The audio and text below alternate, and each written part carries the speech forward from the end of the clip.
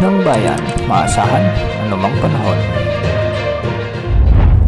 Magandang araw po sa ating lahat. Narito ang update sa lagay ng panahon ngayong araw ng Linggo, April 14, 2024 hanggang bukas, April 15, 2024. Naramdaman mo ba ang mainit na panahon ngayong maghapon?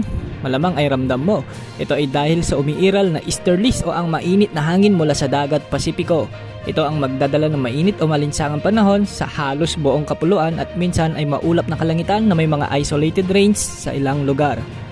Ngayong araw nga ay pumalo ang pinakamataas na heat index na 46 degrees Celsius sa may Dagupan City, Pangasinan.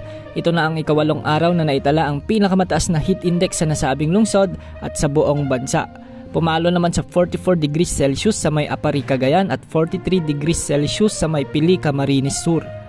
Bukas, posible namang umabot sa 45 degrees Celsius muli ang maitatalang heat index sa may Dagupan City, Pangasinan. Posible ring umabot sa 44 degrees Celsius sa may Puerto Princesa City, Palawan, Catbalogan, Samar at Tacloban City sa may Leyte.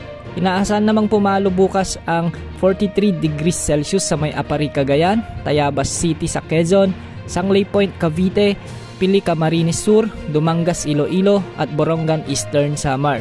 Posible ring pumalo sa 42 degrees Celsius sa may Pasay City, Lawag City, Ilocos Norte, Tuguegarao City sa Cagayan, Clark, Pampanga, Aborlan, Palawan, Virac, Catanduanes, Masbate City, Zamboanga City at Cotabato City. Ang mga heat index na ito ay umaabot na sa danger level ayon sa kategorya ng Pag-asa. Patuloy nating pinapayuhan ang lahat na maging alerto sa banta ng heat stroke at dehydration. Para sa tayo ng panahon ngayong araw sa Luzon ay asahan ng bagyang maulap hanggang sa maulap na kalangitan na may mga pulupulong mga pag-ulan o pagkidlat-pagtulog sa mga rehiyon ng Ilocos, Western section ng Central Luzon, Cagayan Valley, Rizal, Quezon at Bicol Region dahil yan sa epekto ng easterlies. Sa natitirang bahagi ng Luzon ay magpapatuloy ang mainit na panahon na minsan ay may mga isolated rains lamang sa ilang lugar. Sa Visayas, Palawan kasamang Calayan Islands at ang Occidental Mindoro ay makararanas din ng bahagyang maulap hanggang sa maulap na kalangitan na may mga pulupulong pag-ulan, pagkulog, pagkidlat dulot ng easterlies. Posible ang mga isolated rains ngayong gabi sa may Iloilo, Antique, Bohol, Leyte, Samar Provinces at Southern Negros Province. Maliwalas na panahon din ang aasahan sa malaking bahagi ng Mindanao ngayong gabi at mababa naman ang tsansa ng mga pag-ulan.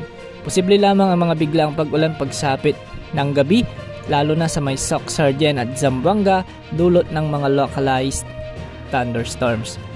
Samantala ang cloud cluster na minomonitor natin ay patuloy na lumalapit sa bahagi ng Mindanao.